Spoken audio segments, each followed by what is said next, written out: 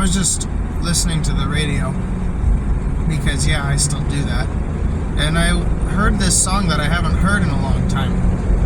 It's Bon Jovi's Wanted Dead or Alive.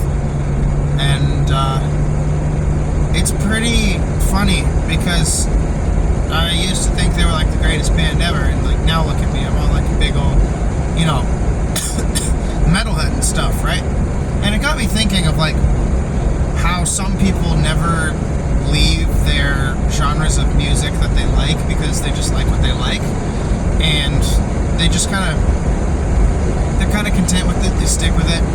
And then there's guys like me who move from rock to hard rock to metal as a means of expanding my skill level, because those were the kinds of songs I wanted to learn, were songs that were more difficult. And I found more difficult songs that I enjoyed along the vein of the more aggression. So from Bon Jovi I went to AC/DC, and from AC/DC I went to Black Sabbath, and from Black Sabbath I went to Metallica and Megadeth, and then to Pantera, and now to Meshuggah. And it's kind of funny because if I met Richie Sambora, like let's just say for the heck of it that he was at NAMM, you know, because I'm going to NAMM this year, which is in like less than a month now that I think about it. But let's just say that Richie was there, or even John was there, and I had the opportunity to like meet him and shake his hand and say how much of a fan I used to be, but not what I still am. This is a very odd thing, you know, because it's like I still love the old albums. The first 5 Bon Jovi albums are still the best albums they ever made, and Richie's guitar playing is still super influential to me, because listening to guys like Van Halen, I started playing guitar because of Van Halen, but I kept on playing guitar because of Richie Sambora. And then when I had a bit of a falling out with guitar and I didn't really like playing it anymore, I found Rob Scallon. But that's a whole nother story for another time. But it's pretty odd and funny because I never thought that I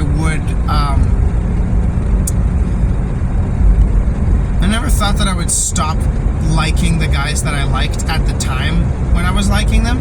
Also, I am sorry for this rosary in the way. I'm just driving, so it swings by.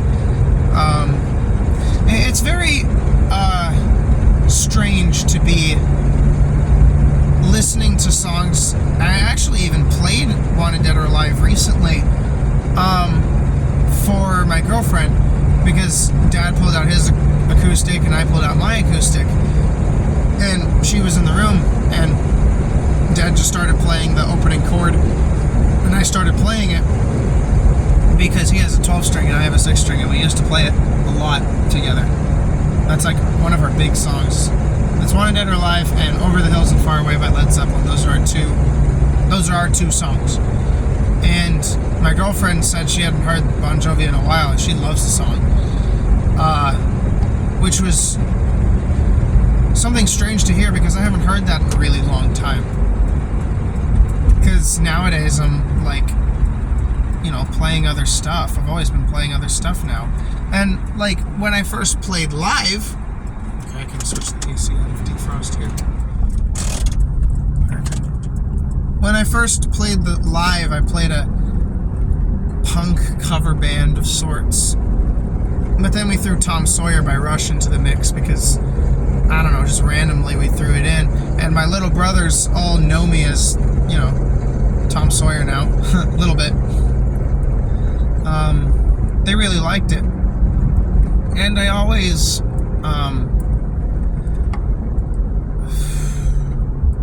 it's hard to say, but it's strange to leave some of the music behind, even though, like, you don't ever necessarily leave it behind and you never, like, get rid of it for good. It just kind of fades out of your regular list, which is kind of sad, to be honest, because those songs remind me of a time a very happier, simpler time in my own childhood. There was a time in my life where I would only listen to Bon Jovi and Journey and like a couple Van Halen songs and a couple AC/DC songs, and that was it, right? Because I was very stubborn and I just stuck with it, and I just, you know, I liked what I liked, and I didn't want to move on from anything else until I heard Crazy Train for the first time, and that blew me away so much. When I was listening to Bon Jovi and Journey a lot, it was around the same time that I was learning how to model and animate and rig in what was then Autodesk Maya, 2017 version it was. And I was super enthralled by Crazy Train to the point where I literally opened Maya, built a train going through a tunnel in about, a minute.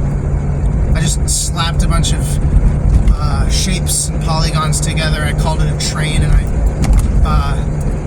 just put it in there. And I showed Dad, and I'm like, look, Dad, this is based on this song that I was listening to. And Dad was like, oh, you found Ozzy. And so I'm like, well, who's Ozzy? And Dad's like, well, he's the singer for that song you like, Iron Man. And I'm like, Iron Man? Because Iron Man was one of the first songs that I ever listened to when I was first learning guitar. And because Dad got me a little CD. He burned a bunch of tracks on a CD and gave it to me. There were 3 Bon Jovi songs, a couple Dave Matthews songs, a couple Beatles songs, and then Iron Man, and then Echoes by Pink Floyd. Oh my gosh, Echoes. That's the weird thing, is that Dad always said that I have always sounded like David Gilmour when I write my ambient music and I solo over it, like on my Strat and stuff, which is very odd because I never really listened to Pink Floyd aside from the stuff that Dad would play. And it's not to say that I never liked them. I like them. They sound great.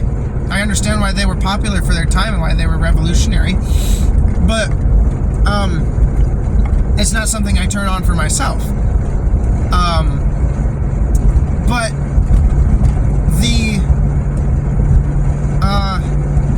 the mix and meshing of all of the styles that I've acclimated have kind of become a David Gilmour-esque sound when I'm playing ambient music. Granted, it's become a little more Buckethead ever since I started listening to Buckethead. But it's just kind of funny how you still keep stuff around from back when you were playing, because like I don't have an 8-string, so I don't exactly have the opportunity to learn Meshuggah songs properly. I don't have the opportunity to really learn Frederick Thorndahl songs properly, but I play Michelangelo Badio stuff. That's really fun. And then there's Buckethead, and there's Metallica, and Megadeth, and Pantera, and all those songs that I know. But it's kind of funny because it was, a couple months ago I was listening to the second Bon Jovi album, which is by far like the least popular of the 5, I think. Because the title album has got Runaway, right? And Slippery When Wet and New Jersey and Keep the Faith. Those are all great albums and they're huge. But 7800 Degrees Fahrenheit isn't as notable. But I love that album more than all the others. It's my favorite Bon Jovi album. If there was an album that if I only had to listen to one album as my last album to ever listen to before I die, that's a contender. Honestly, it might be the actual choice. But the point of the story, I guess, is that it's just very interesting to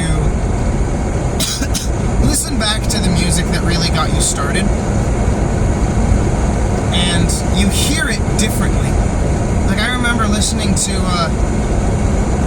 You Give Love a Bad Name solo was like the best solo ever to me, because there's that part where after the octaves where it goes like, why? And it's like, it's this thing where he's hammering on and then tap swiping, and I thought that was the coolest thing ever. And now that I know what I know about guitar and the stuff that I've played, it's like child's play to me. It's very easy. But that doesn't detract from how fun it is, because it doesn't have to be complicated. It's something I found on some YouTube short, actually, from another guitarist. I don't remember how exactly he said it, but it doesn't have to be complicated to be good. And it doesn't have to... simple isn't bad, is basically the point. Because simple is fine as long as it's fun, and as long as it's, like, intelligent enough to really, you know, both be admirable to musicians and non-musicians alike. And so it's a very interesting thing to listen to hear Bon Jovi on the radio again, and it's very interesting just listening back to all the stuff. You know, I heard No More Tears on the radio again. I don't listen to that too much, but Zakk Wylde is one of my favorites. And it's funny because a friend of mine named Will Havens is he was just showing me the songs that he liked, and he skips through a lot of songs like halfway through because he gets bored of it, you know, even though he's singing through the song, which is kind of funny to me. But he listened to No More Tears all the way through, and when he asked me if I knew the song, and I'm like, heck yeah, I know the song. And so he's like, can you play it on guitar? And I'm like, yeah, I can play it on guitar. Which is really great because Will is one of my three older brothers, quote unquote. I'm the oldest in my family, but I kind of have attached myself towards three young men a bit older than me that I look up to and aspire to be, and they're examples in their own ways. Will, I now have a song to attach to him, and it's No More Tears. Chris, I have a song to attach to. I actually have two. He showed me Jenny by Nothing More, and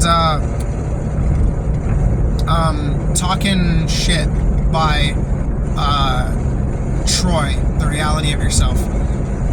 Bad song title, but you know. And then with Luke, I have a bunch of songs. I got the Metal Gear Rising Revengeance soundtrack. For some reason, Kickstart My Heart, because he loves that song. I think he was the very first guy that I really opened up with my music tastes toward, because I showed him I'm Broken by Pantera.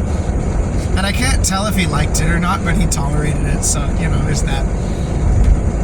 And anyways, point of the story is it's just very interesting to hear stuff that you grew up listening to that now you've kind of moved away from, but it's so refreshing to hear it again. And so for anybody who who made it to this point in the video, because I know I've been talking for like the entirety of my drive, I'd recommend you listen to the stuff you used to listen to, you know, as a kid. Even though you may think it's like super cringy nowadays or something, there's something intrinsically valuable about that I don't think you should lose. It's the retention of that pure joy that you had as a kid, even as a young teenager, that you forget about when you're older, like myself. You know, an older teenager, when he's trying to make it in the world as this creative entrepreneurial guy, when the world is in a big mess and the economy is bad and nobody cares because everything's oversaturated anyway, but you gotta give it a shot because there are some people out there that like what you do, and you gotta keep doing it because more people will like what you do. So it's a nice refreshing moment of peace, I think. It's a good reminder of where you came from, how far you've come from. And I think it would do everybody some good if they listened to some songs from their childhood. So I recommend doing that. I am now home, so nighttime driving sessions with Daniel, even though I don't think this is a series that will continue. It might, who knows? I might just do more driving videos like this if a thought occurs to me. Or if you guys have something to ask or talk about, I'll talk about it. But in the meantime, good night, and I will see you all tomorrow.